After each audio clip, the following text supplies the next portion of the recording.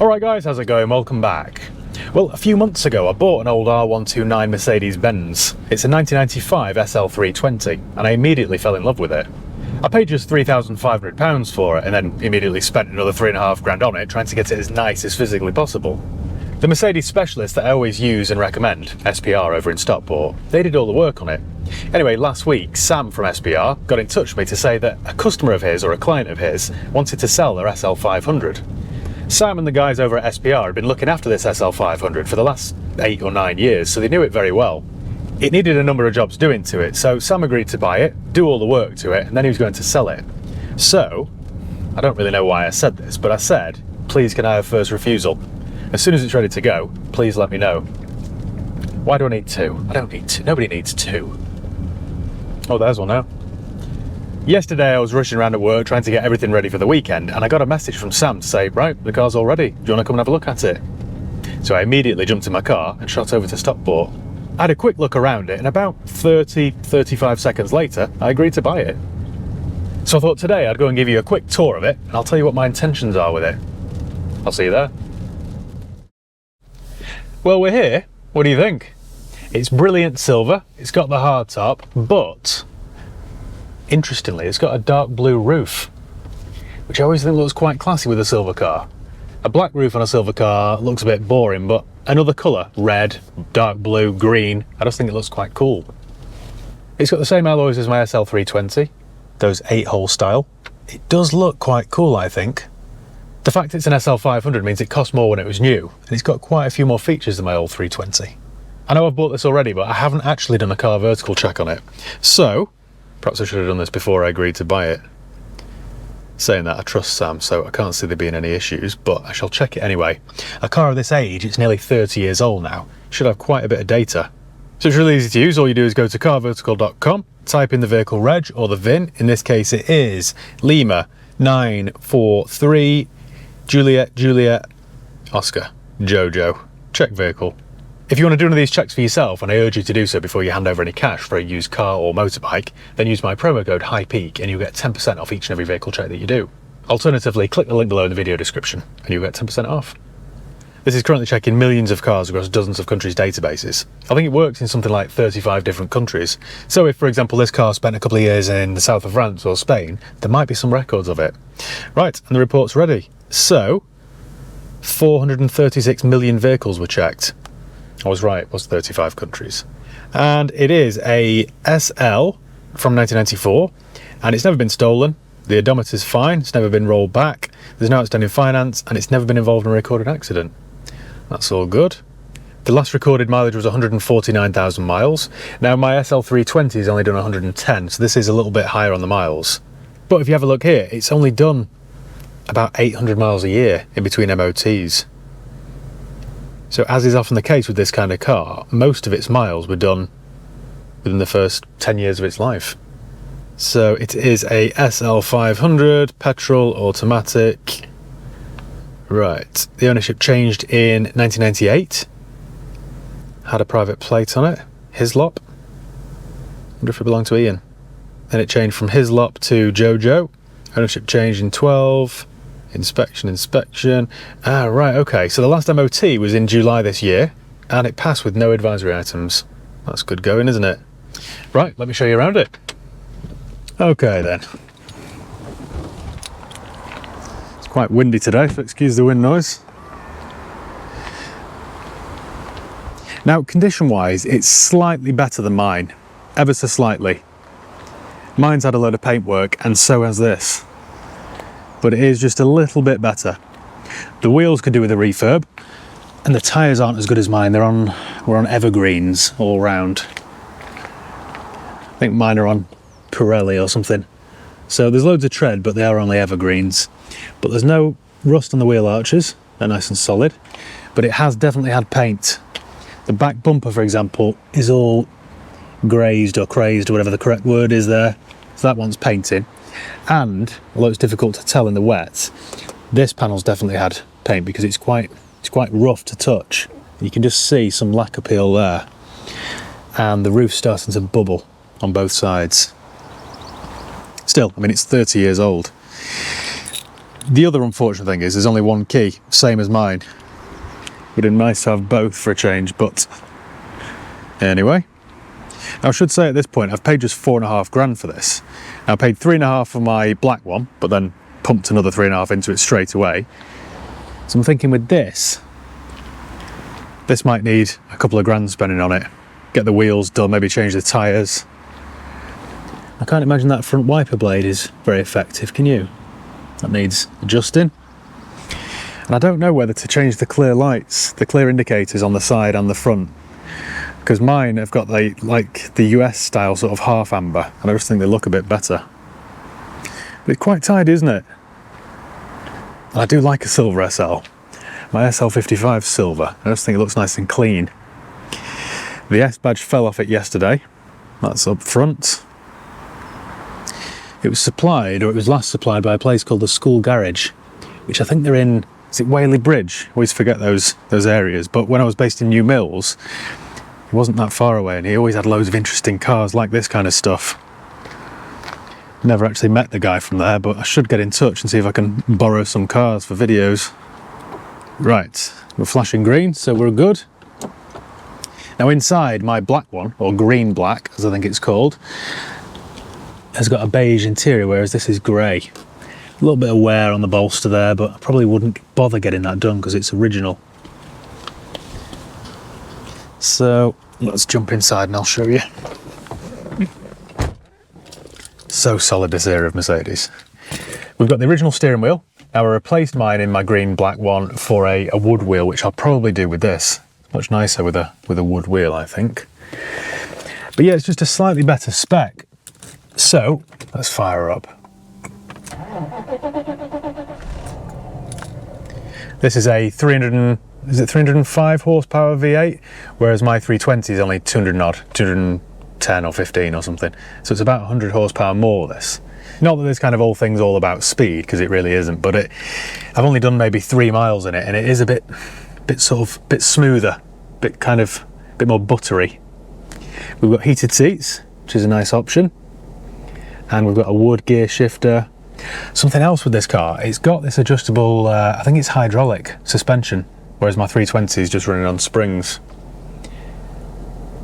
So yeah, it is a slightly better spec. Something else this has got that mine doesn't have, or my other one doesn't have, if you switch this to the middle, you can adjust the rear view mirror. I've never seen that before.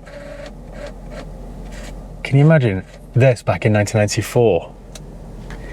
We've got an Alpine radio here, which I think if I keep this, I'm going to replace that with something with Bluetooth.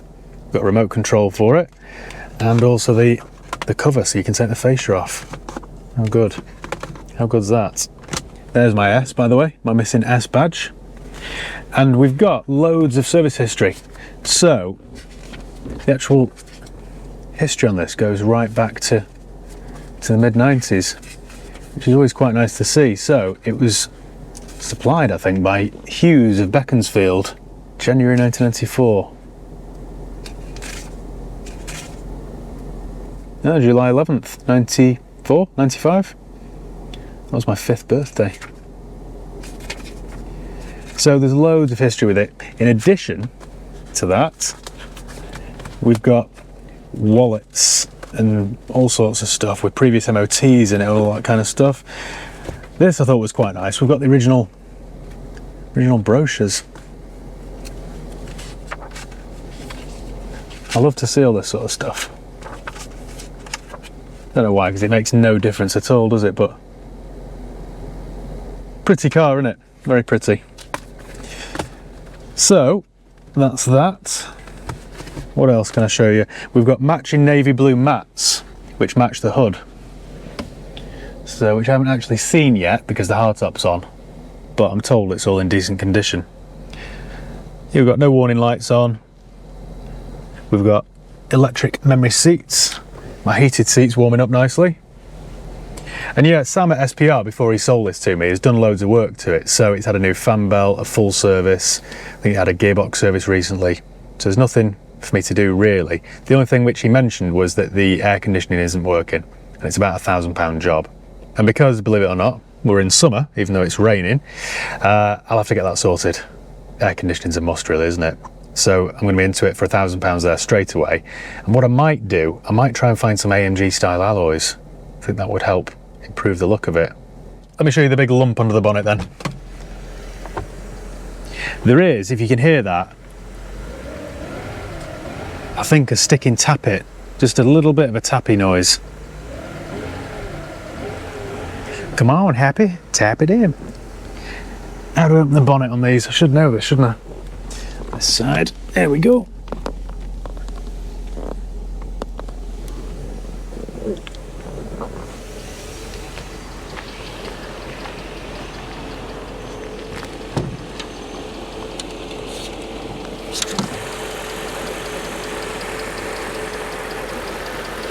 So that is one of Mercedes' most reliable engines, the old 5-litre V8.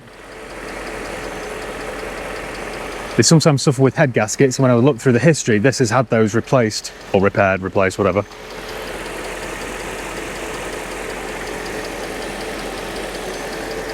Just all nice and clean and original, isn't it? Moving around the back, what can I show you in here? I need to replace the struts holding the tailgate up because there's not much resistance there. In here we've got the tool to manually close and open the roof, and it's in its original pouch, which I thought was quite nice. Instruction manuals, bit of trim off something, don't know what that's off. First aid kit, just all nice and complete, isn't it? What have we got under here then? Got the Alpine 12 disc, 12 CD changer. Don't mess about, do I? Yeah, I think if I keep this, might get rid of this radio and replace it with one of those Blaupunkt retro looking jobs, which is actually modern. Should we take it for a drive then? See how she performs? Right, well, we're driving the old SL500. My 320 drives really well. It's a nice, comfortable cruiser, and this is just a little bit better. Like I say, I don't know whether it's the softer ride, thanks to its hydraulic suspension, or the smoother, bigger 8-cylinder engine, but it's just marginally better. Cheers. Sam did tell me there was an issue with the wiper actually. I'll have to get that sorted because that's irritating. So yeah, it isn't mint, it isn't like a massive upgrade for me, but what I'm thinking of doing is selling my 320, because I think it owes me about £7,000 and I'm pretty sure it's worth every penny of that. I'm hoping actually it's worth maybe 8 or 8.5. So if I can sell that one for somewhere in the region of 8.5, and then pump some more money back into this one and try and make this one as nice as that one, then I've got an SL500 then instead of a 320.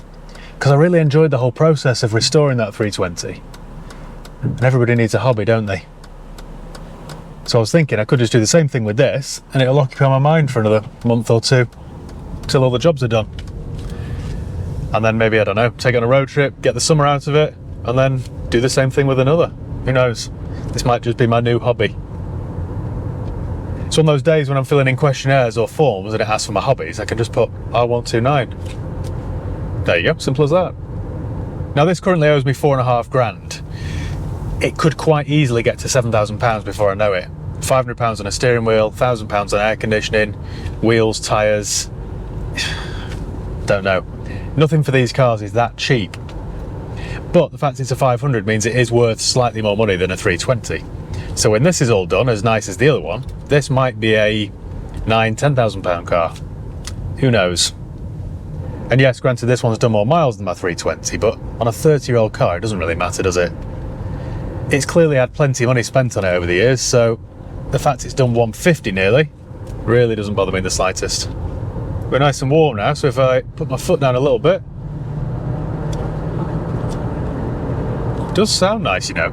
It's not like a brash V8 roar, but it does have a dignified V8 burble. I just think for many years, recently especially, the old R129 SL's been a bit unloved, but they're definitely having a time again. Or I think so anyway. Right, well I think that's all I can show you for today, so let me crack on with the work and I'll hopefully have an update for you soon. Cheers guys. And we're back in my old SL500 with, let's not forget this because it was the main reason I bought it, an electrically adjustable rear view mirror.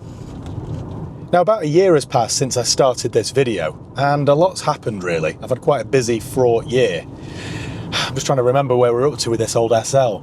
You see, when I bought this from SPR, it was one of their clients' cars, I bought this with the intention of keeping it. I wanted to get rid of my SL320 and replace it with this SL500. This was a better spec, it had heated seats, and a better engine, the old 5-litre V8. So that was my plan. I really liked the old 320, so I thought, I'll buy this and just replace it.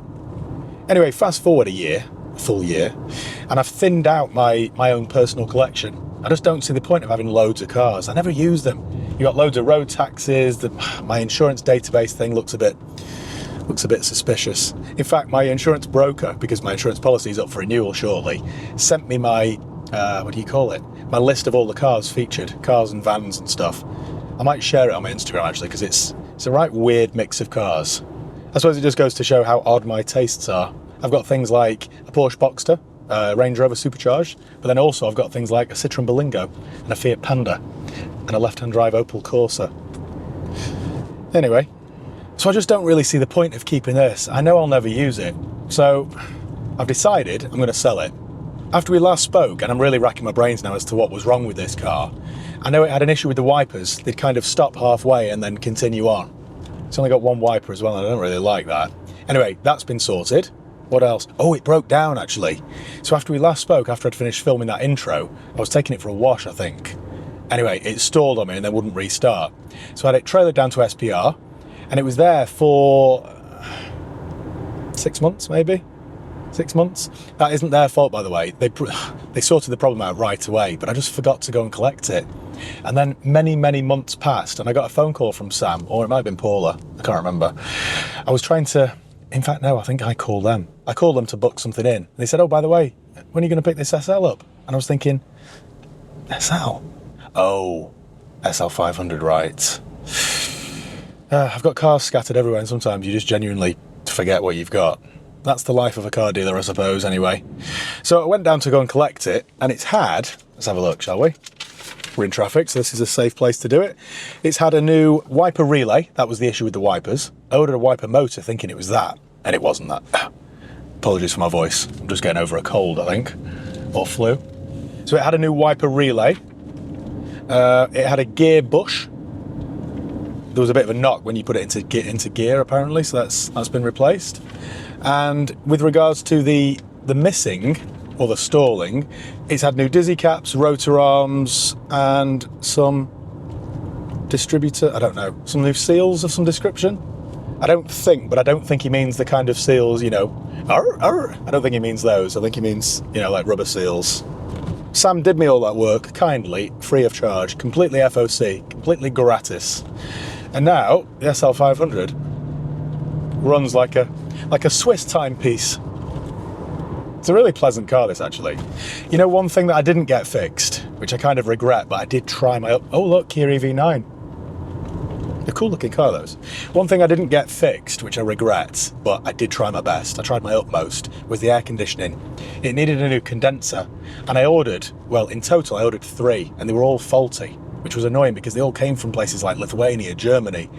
I managed to track them down, and then every time they got fitted, and then we pressure tested them, they all leaked. I had to send every single one back and get a refund. And I just can't find a supplier. So this is the problem with older cars, I guess. With things like that, they are quite difficult to keep on the road. So that's the one job that I didn't get round to doing. It's quite a warm day today, unfortunately. Now, I haven't bothered doing any paint work because the paintwork isn't that bad. It's just a little bit flat in places, and you can see it's had some paint, but I haven't had it done. The reason for that is that I didn't want to massively overspend. I didn't want to spend £1,000 on a respray or something and then have it owe me too much money. So, while it still looks presentable, I'm going to try and sell it. One thing I did have done though were the wheels. So I ran this down to Prestige Wheels over in Bredbury, and they've stripped the old wheels because they were a little bit dull and lifeless, and then they've powder coated them, and they now look as good as new. They always do a really thorough job there. I picked it up from Prestige Wheels this morning, and I think you'll agree, but it's just lifted the whole car. This is a bit of a trick of the trade, really, I suppose. If you've got a car that just looks a little bit, you know, flat, get the wheels done. I promise you it will lift it. And people are like magpies, they're just drawn to shiny things. And if your wheels look nice and shiny, straight away, the whole car just looks better. So that really is where we're up to. In terms of what I've spent, I paid £4,500 for the car. The wheel refurbs at Prestige cost me just short of 300 because they do me a little bit of a discount actually because I use them all the time. I think they were 288. So that's 4788. A little bit of petrol. Went all high pitched then. Do wish my voice would sort itself out. I ordered a wiper motor but I didn't need it, so I sent that back. And I got a refund for my 3 condenser, aircon condenser things. I didn't spend any money there. That's about it really. So it currently owes me just shy of 4,800 quid, this car. And it is a cool car really, isn't it? I do like the old R129. One day perhaps when I've got more money in a big unit, I will buy one. I think I'll buy an SL from every era because I love them. But for now, I'm going to try and sell it. I think what I'm going to do, it's the right time of year to sell a convertible, isn't it really? I think what I'll do is advertise it at perhaps 6 grand. Lose me a bit of a profit margin, 5,995, maybe 6,495, I don't know. It is definitely an appreciating asset. Asset. So, I don't know. It's the kind of car somebody could use on a weekend and won't lose a fortune on it. Especially now it's running properly and it's got impressive history. So yeah, that's about it really. I'm always a bit sad when I decide to sell something and not keep it. I had a recent thing with my old ML500, the 7-seat one, you know, the one with the spare wheel carrier on the back. I bought that last year. I did a video with it. Since then, it's been to Jimmy's for a full respray and it looks mint. It really does look good. But again, I'm never going to use it. What's the point? Do I need another car that does 14 miles per gallon? The answer is no, isn't it really? So I've decided to sell that as well, which is a bit of a sad moment for me, but whatever. It's not like I'm resigned to the stagecoach now, is it? I still have several nice cars, so don't feel any sympathy for me. It's just my weird hoarding nature, I suppose, where I just want to keep everything forever. But yeah, I guess after 12 months, I can finally finish this video, can't I? So, thank you once again for watching. Make sure you give the video a thumbs up if you enjoyed it. Make sure you subscribe if you haven't done already. You can follow me on Facebook, Instagram, Twitter and TikTok. I'll leave the links below. If you're interested in buying a 5-litre ML or a 5-litre SL, hit me up. What else can I tell you? I think that's about it. So yeah, cheers guys. See you next time. Adios.